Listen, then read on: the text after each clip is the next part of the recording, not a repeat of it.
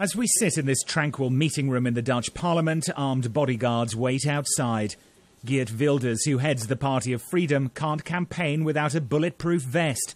His main message seems innocuous enough. He wants the Netherlands out of the EU. We would be in charge over our own borders, over our own money, over our own budget, over our own immigration, but still, of course, keep access to the internal market.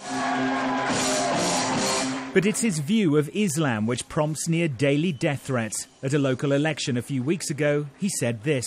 Willen jullie in deze stad en in Nederland meer of minder Marokkanen?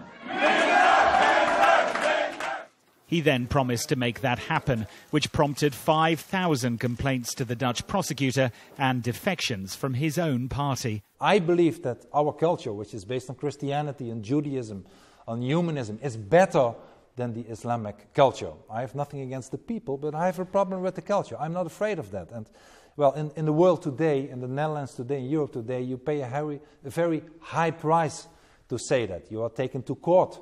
You get a fatwa, you get threats from Al-Qaeda and others. People call you a bigot or a racist. Once again, it's all not true. Still, the PVV is on course to capture extra seats at the European Parliament in this month's elections. So Mr. Wilders wants to link up with other EU-critical voices from across Europe. He's in negotiations with Marine Le Pen's Front Nationale and other right-wing parties from Finland to Belgium. 160 national parties are represented in the European Parliament. So to make your voice heard, you have to hook up with like-minded individuals from the other 27 member states.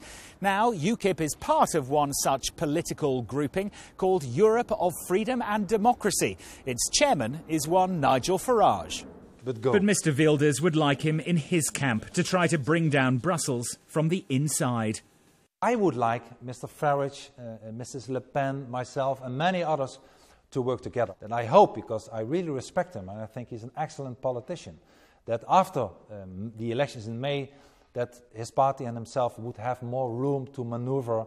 Mr. Farage knows that the perceived anti-Islam stance of the PVV and the anti-Semitic elements in the Front Nationale could be toxic to more moderate voters in the UK. When Sky News put this appeal to the UKIP leader, his response was a terse, not interested. But if the elections increase the presence of EU-critical parties in the Parliament, Mr. Farage may be under pressure from some within UKIP to strike deals. At the moment, the siren calls are too politically dangerous to consider. Robert Nisbet, Sky News, Brussels.